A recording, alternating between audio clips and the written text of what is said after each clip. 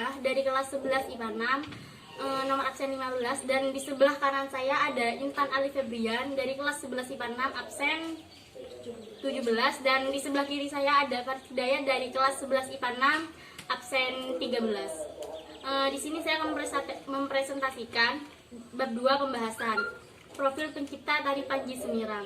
Nyoman Khalil lahir pada tahun 1892 di Desa Pamogan, Kecamatan Denpasar Selatan. Ayahnya bernama Ai Gade Bakta, adalah seorang seniman serba bisa pada zamannya. Sang ibu juga memiliki seni kakeknya, Igde Salim.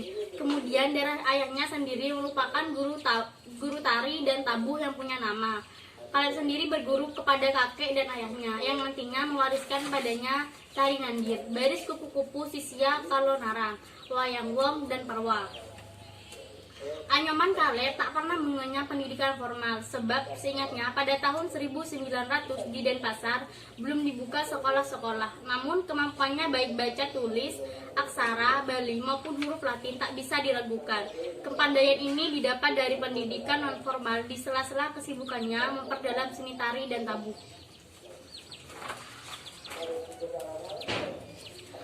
Hampir sepenuhnya riwayat hidup Nyoman Khalil diabdikan untuk kesenian. Pada tahun 1918 sampai 1959, Khalil tak bintang yang menyala. Karya dan pemikirannya terhadap seni tumbuh subur. Atas pengabdiannya terhadap seni, ia telah menerima penghargaan tertinggi bidang seni dari pemerintah RI 1968, yakni Wijaya Kusuma, dan pada 1980. Dan untuk yang kedua yaitu Gerakan Tari Panji Semirang. Gerakan Tari Panji Semirang terangkum dalam struktur yang terdiri dari beberapa diantaranya. A. Pepeson, ragam gerak terdiri dari ngumban, ngepit, atenja, ngampigang, ngangsel, nunggang, ngangsel ngiltil, nganggem kanan kiri, ngunda angkihan, narudut, dan nyeledat kipek. Dan yang B. Ocak-ocakan, ragam gerak yang terdiri dari ngali pajeng kanan kiri. Yang C. Ngaras, memiliki ragam gerak yang terdiri dari luk ngalmak beca, luk ngalimit, adeng, dan ngaras nganggut. Dan D. Ngucek, menghadirkan ragam gerak yang terdiri dari nguler kanan dan kiri. E. Tangisen, ragam gerak yang ada pada bagian ini adalah nyongkok, Panji Semirang, tangisen, nyongkok. Dan yang terakhir yaitu F, yaitu pekat. Ragam gerak yang ada pada bagian ini adalah tanje gandang, tanje bawah, makecok-kecok, ngeresek, ngeliput, nganyah, metayungan, ngotes, serta tanje panjang. Dan yang ketiga, properti tari Panji Semirang. Tata rias dan busana dakam seni pertunjukan selain berfungsi memperindah, memperkuat karakter, juga menunjang nilai-nilai filosofis. Nilai simbolik dari tari tersebut dalam buku Ensiklopedia Tari Bali telah dijelaskan bahwa busana adalah faktor yang sangat penting dalam tari Bali, karena melalui busana penonton akan dapat mengetahui identitas dari suatu tarian atau penonton dapat membedakan tokoh atau karakter yang ditampilkan. Berikut tata rias dan busana dari Panji Semirang yang akan kami jelaskan. A. Tata rias. Tata rias merupakan jas wajah atau make up panggung yang menonjolkan lekuk-lekuk dan garis-garis wajah agar tampak segar dan cantik.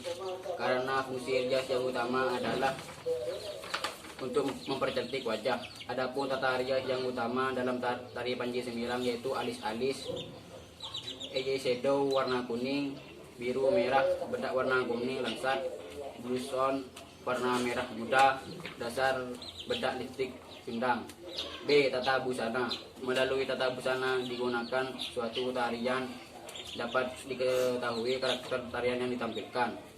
Busana yang digunakan dalam tari Panji Semirang ini diantaranya adalah daster, bunga emas, bunga merah di telinga kanan, bunga putih di telinga kiri, badong, bebet atau kain prada, penutup dada, ampok-ampok, kancut prada,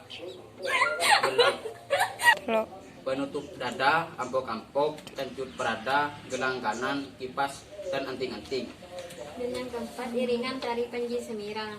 Iringan yang digunakan adalah gong kebiar. Bagian-bagiannya adalah 1. Pugan, 2. Kendang, 3. Cengceng, 4. Kantikan, 5. Gangsa, 6. Suling, 7. Pemade, 8. Jublak, 9. Gong, 10. Kempur, 11. Reong, 12. Kelenang, 13. Teropong, 14. Kajar, 15. Kempli, 16. Rebab-rebab. Dan yang kelima, fungsi tari semirang. Fungsi tari semirang adalah sebagian sarana pertunjukan tari bebali, di mana fungsi sebagai sarana pertunjukan ini masuk dalam contoh tari kekebiaran yang ditarikan oleh satu orang tari tunggal. Selain itu, tari ini juga biasanya digunakan untuk menghibur wisatawan.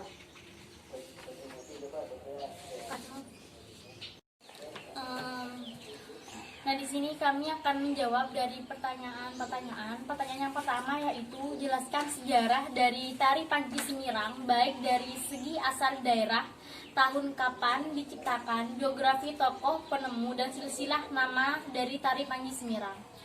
Sementara di sini udah dijelaskan, di makalah kami sudah ada, yaitu di latar belakangnya bahwa tari Panji Semirang adalah jenis seni tari tunggal yang berasal dari Pulau Dewata, Bali, yang konon diciptakan pada tahun 1942 oleh Ai Nyoman Kaler.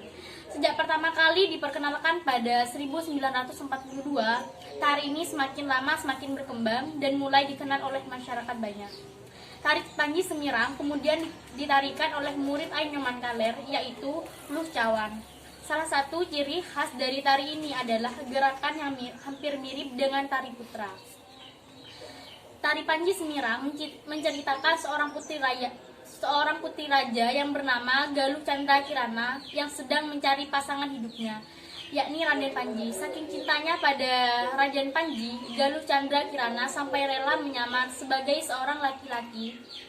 Pengembaraan yang dilakukannya pasca ia kehilangan suaminya yang bernama Galuh Ibnu Kertapati.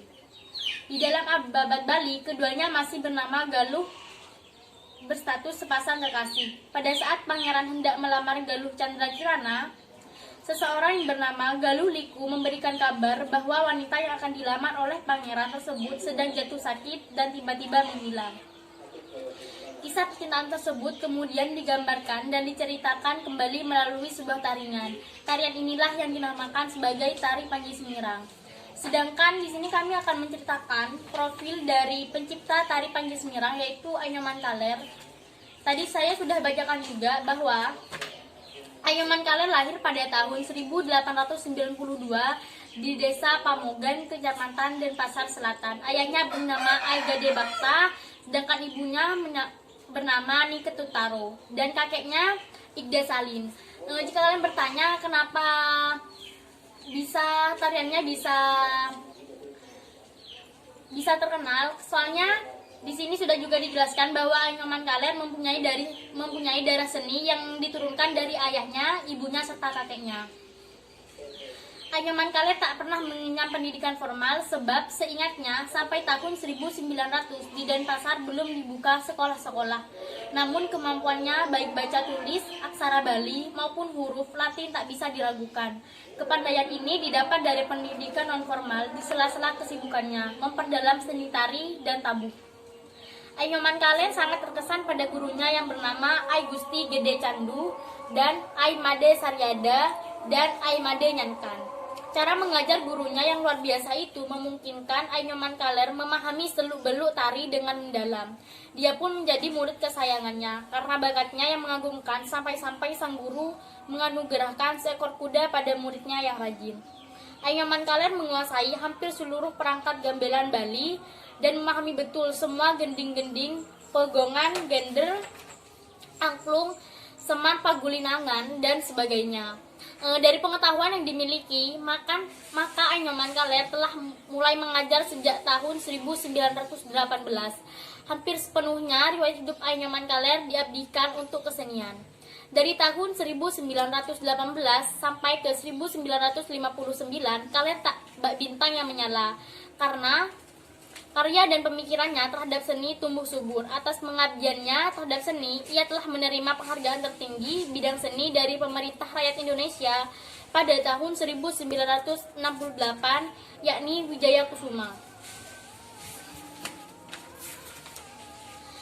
Dan di sini saya akan menjawab dari pertanyaan yang kedua, yaitu tari Panji Semirang tersebut ditarikan secara berkelompok apa individu, jika kelompok ada berapa orang, dan berjenis kelamin apa untuk para penarinya, dan apakah tari Panji Semirang itu ada unsur magisnya.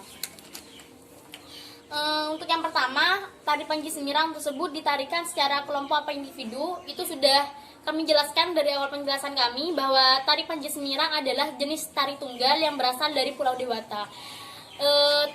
Yang tari tunggal sendiri yang mempunyai arti itu tari yang sendiri. Dan jika kalian bertanya-tanya, tari Panji Semirang itu yang menarikan cowok apa cewek, itu di sini jelas cewek. Sebab apa? Karena di sini juga sudah dijelaskan pengorbanan seorang Chandra Kirana yang saking cintanya kepada Raden Panji, Galuh Chandra Kirana sampai rela menyamar sebagai seorang laki-laki.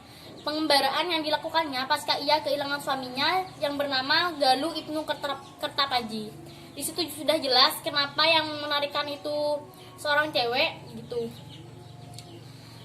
Dan apakah tari Panji Semirang itu ada unsur magisnya?